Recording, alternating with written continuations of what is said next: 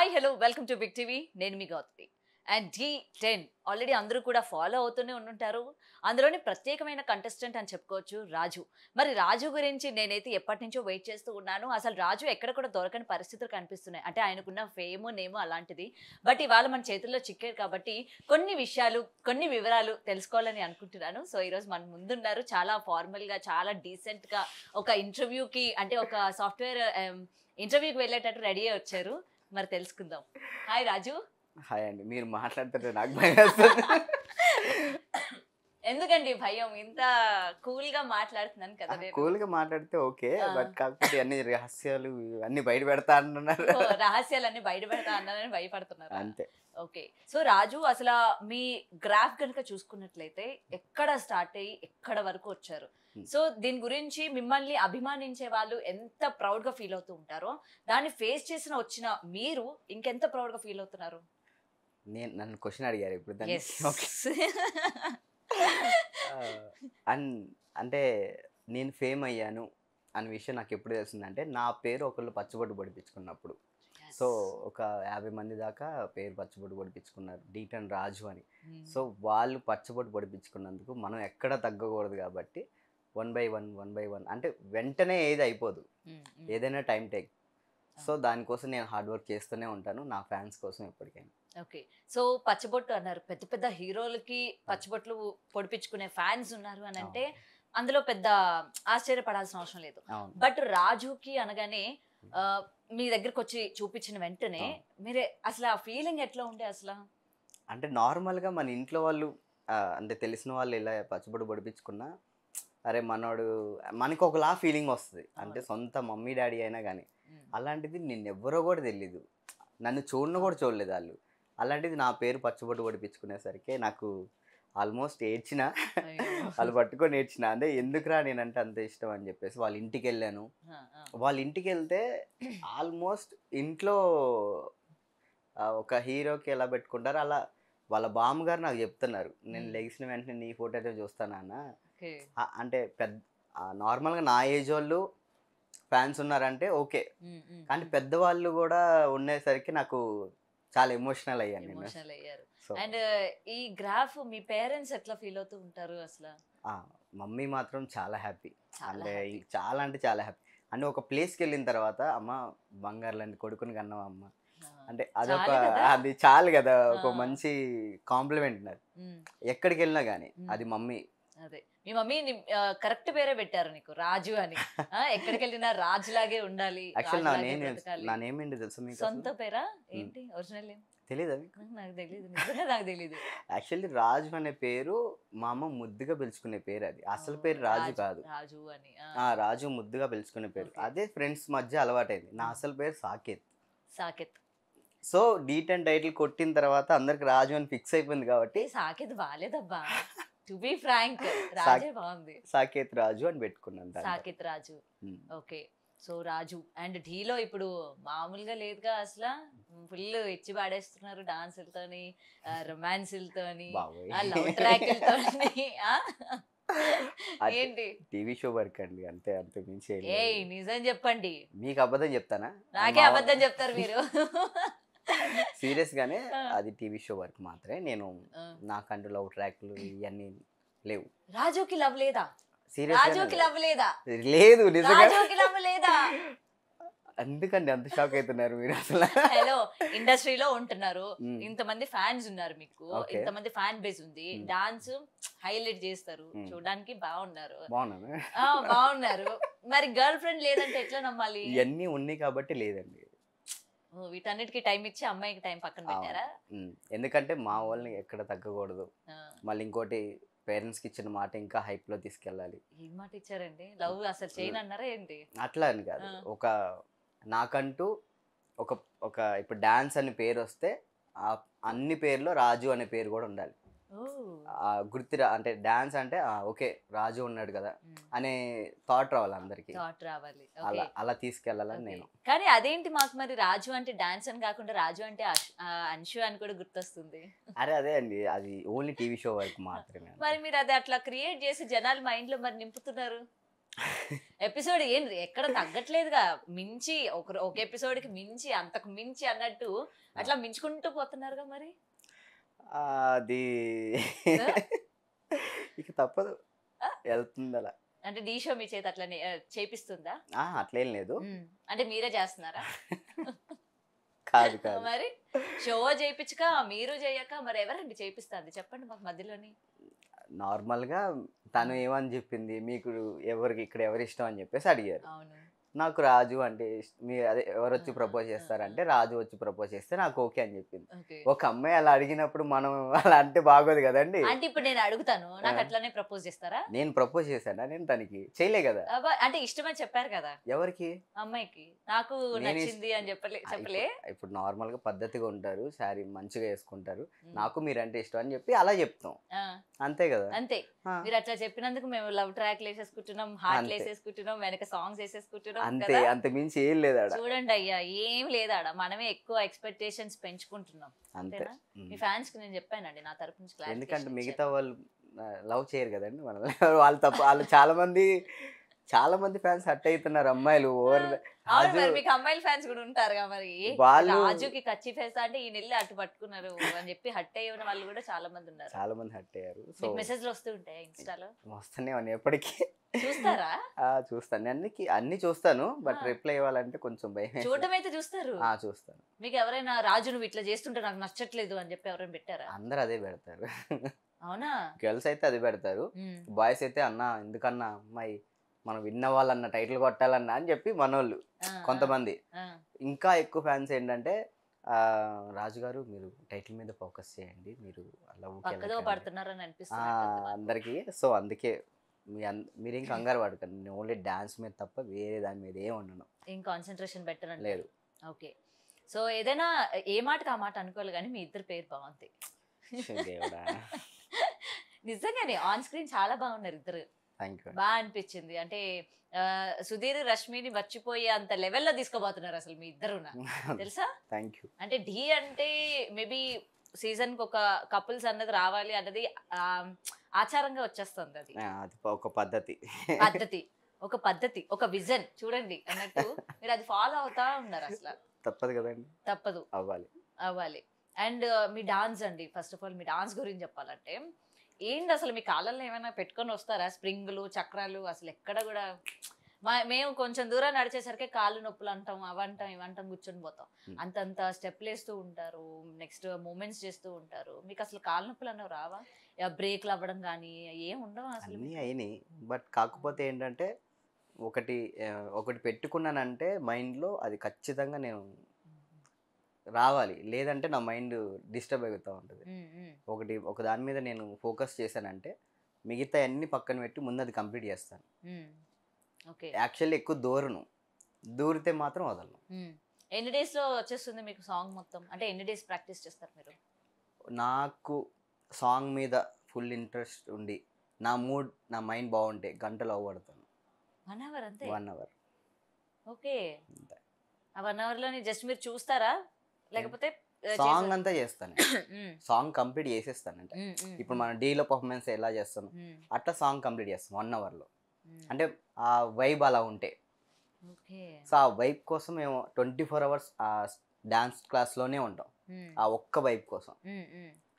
అంటే మాస్టర్స్ అయినా కానీ ఇప్పుడు యాజ్ ఏ మాస్టర్ కూడా నేను కూడా టైటిల్ కొట్టాను డాన్స్ ఐకాన్లో. సో అప్పుడు నాకు చిట్టి మాస్టర్ది మైండ్ సెట్ అర్థమయ్యేది కాదు. మాస్టర్ ఏంటి లేట్గా వస్తున్నారు ఏంటి అన్న ఒక థాట్లో ఉండేవాడిని. సో తర్వాత అర్థమైంది మాస్టర్ మైండ్ ఎంత పీస్ఫుల్గా ఉంటే కొరియోగ్రాఫింగ్ అంత బాగా వస్తుంది. సో దాని తర్వాత నేను కొరియోగ్రాఫర్ అయిన తర్వాత నాకు అర్థమైంది. ఇప్పుడు చిట్టి మాస్టర్ అప్పుడప్పుడు ఒక 3 years బ్యాక్ అనుకుంటా చిట్టి మాస్టర్ తో ఇంటర్వ్యూ చేశా. అప్పుడు ఆయన కూడా సేమ్ ఇట్లానే చెప్పారు. అంటే ఇలా లేట్ గా వెళ్ళడం వాళ్ళు ఇట్లా అనుకుంటారు కానీ మాకు ఒక విజన్ అనేది ఉంటుంది అని చెప్పి. ఇప్పుడు మీతో మాట్లాడుతుంటే నాకు అది రీకలెక్ట్ అవుతుంది అన్నమాట ఆయనతో మాట్లాడినవి. ఓకే. సో ఇప్పుడు మీరు కంటెస్టెంట్ గా ఎలా అనిపిస్తుంది మొత్తం? అంటే అప్పుడంటే కొంచెం ఏజ్ మొత్తం అంటే ఆ ఫైర్ లో ఉండేవాడిని. ఇప్పుడు కొంచెం అన్ని పార్ట్స్ అన్ని ఇరిగి ఉన్నాయి కదా,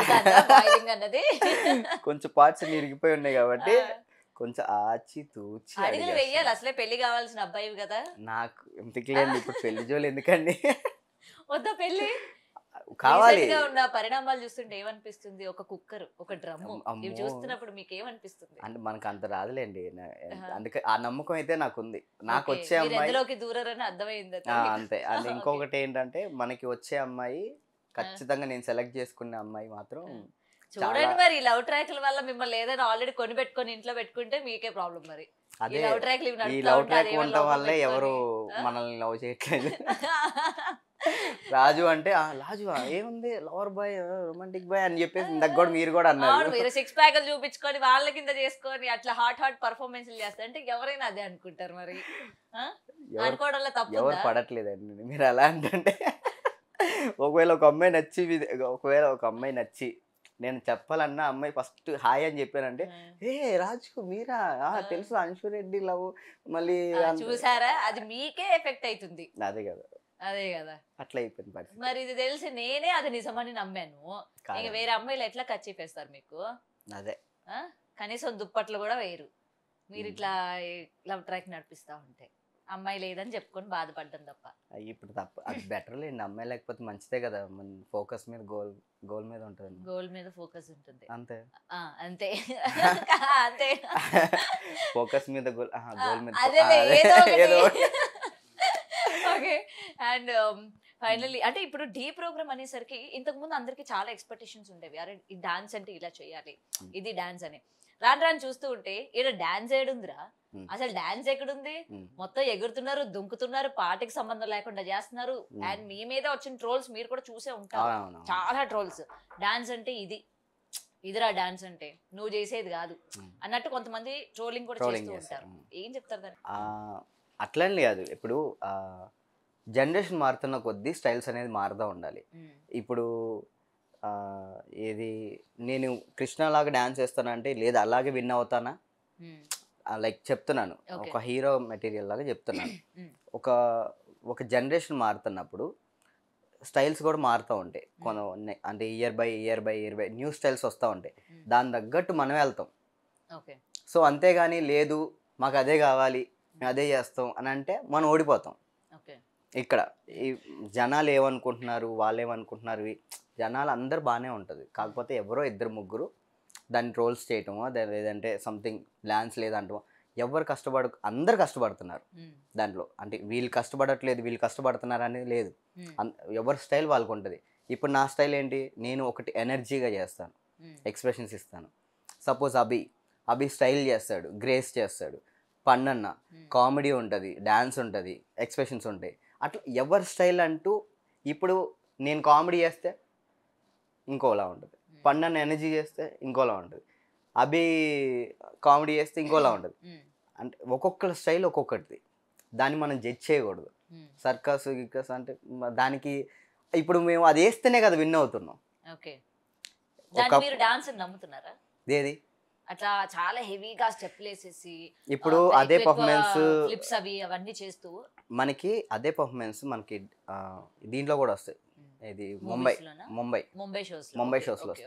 సో వాళ్ళు వేసేదానికి మనం వేసేదానికి సిమిలర్గా ఉంటుంది కొంచెం. ఈ పడే దాంట్లో మీరు అన్న దాంట్లో పడే దాంట్లో వాళ్ళు సిమిలర్గా ఉంటాయి. కానీ వాళ్ళ దాంట్లో ఏంటంటారు, వాళ్ళది డ్యాన్స్ అంటారు. మంది మనం బ్లాక్ చేస్తాం, బ్లాక్ చేసి ఎక్కడో మధ్యలో ఒకసారి వేస్తాం. అట్లా బ్లాక్ డాన్స్ వేసి పడతాం, డాన్స్ వేసి మళ్ళీ పడతాం. అంటే పడటం అంటే అదేదో కావాలని పడవు, ఆ ఫీల్ని గ్యాదర్ చేసుకోను. ఇప్పుడు జనని అనే ఆ ఫీల్ ఉంది, జనని అని అంటే ఒకలా ఉంటుంది.